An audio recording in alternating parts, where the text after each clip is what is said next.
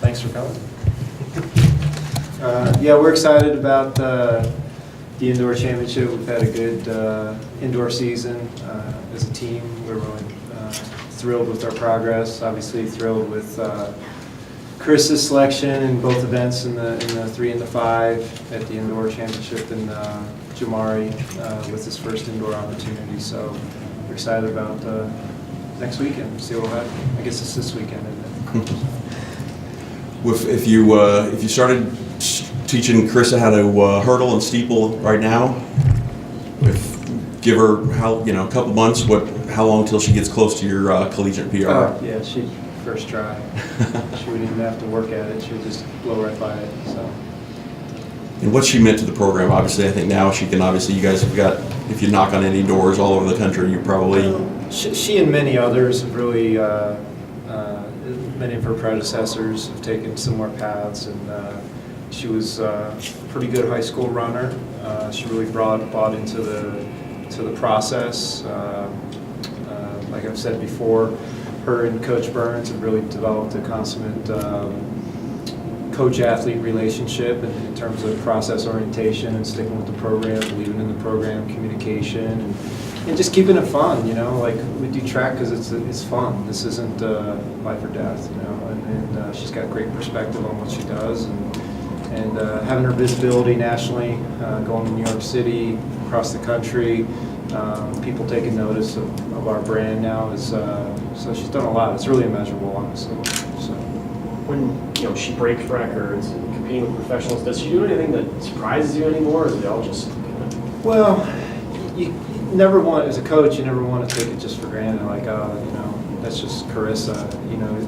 More often it's actually the opposite, where you step back and you wonder how many people are on the planet that it can actually do that workout or do what she just did. And obviously, when you watch her set a collegiate record, no other female collegian's ever done that. It's remarkable. Think about the quality of women that have come through the NCAA and what they've done. So, yeah, you never want to take that stuff for granted. And like I said, more times you're just like, wow, did that really just happen? So. What do you see from Jamari at SEC championships? Well, it's the same expectation as we have for Karissa. Number one, we're going to go have fun. We're here to celebrate great sport. It'll be a great challenge. Our goal is always to compete against the best at their best, and certainly this provides the opportunity. Unlike many sports, top 16 in their event, showing up in one place, and let's go. And so let's enjoy the moment. And then second, let's do the very best that we can do on that day.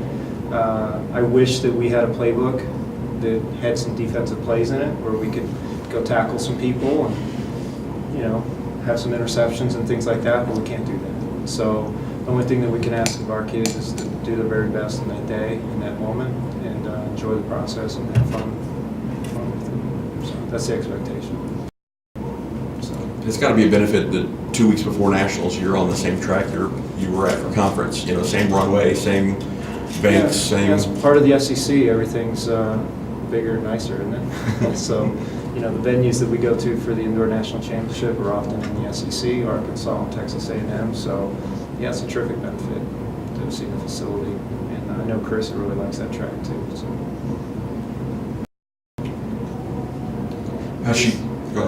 How does your approach to coaching change now that you suddenly have just the 2 athletes and 3 events to work on going into nationals? It's the same. It's really the same. Obviously, whether it's 100 athletes lining up at a track meet or 1 or 2, we could be at the Olympic final, and the approach is still going to be the same, with the same expectations.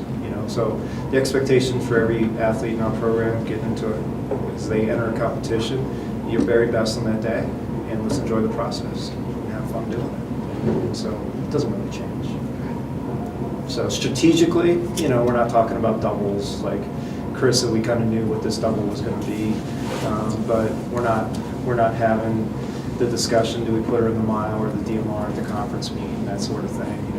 We're not having those kind of discussions. That's the only thing that's really changing, strategic stuff. So. Any reason to even consider putting her in the mile? No. That'd be, in my opinion, that would be awful greedy. Do I think she's capable? Of course. But my experience tells me that when you compete at that level and you have that engine revved up, running that hot, it's like anything else. I think it's awful risky, and it'd be awful greedy for Missouri to do something like that. Awful risky to put her in an injury type situation that would be a setup down the road, in my opinion. So the 3-5 will be challenging enough, and there's great competitors in both events, and I know she's going to give everything she has, and that's why we're being. We know that she's got that great mile time, but our priority for her is to have fun, get through the meet healthy, and set up her future. With someone like Edna Kurgat from New Mexico, do you kind of foresee it taking an NCAA record to win that 5K? Could very well, but championships aren't predictable. Yeah. Sometimes they go out and set records, sometimes it's championship racing, which gets really strategic. It could be that, I don't think there's a lot of I don't think there's a lot of people in the 5 coming back for a 3 or running a double, but I would bet that there's a lot of people that don't want it to go fast because they know they just can't hang on. So I would suspect that there's going to be some people go out and try to check it up quick and see what Karissa and Edna do. If I had to hedge bets, I would say that Edna's doesn't want the slow race, she wants it fast, and I think Karissa's going to be ready for either kind of race, and she'll give it a go.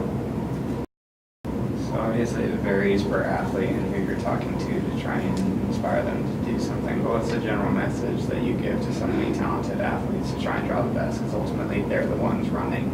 What can you say to athletes? Well, that's a great observation. So, we revisited this last night actually in our team meeting, that our objective is to be the very best that we can be, and everybody needs to take a hard look in the mirror and ask those hard questions. And, are we doing everything that we need to be the very best that we can be?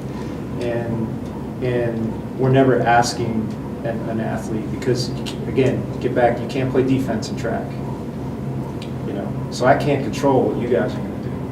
The only thing I can control is me.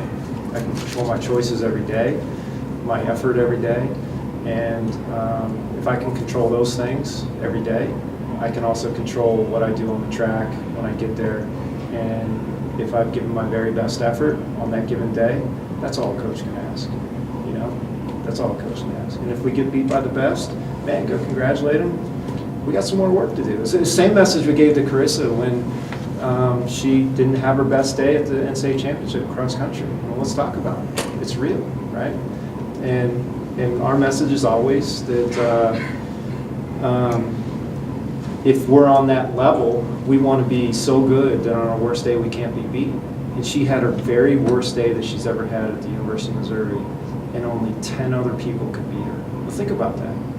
She felt the worst race she's ever run, and only 10 people were capable of beating her.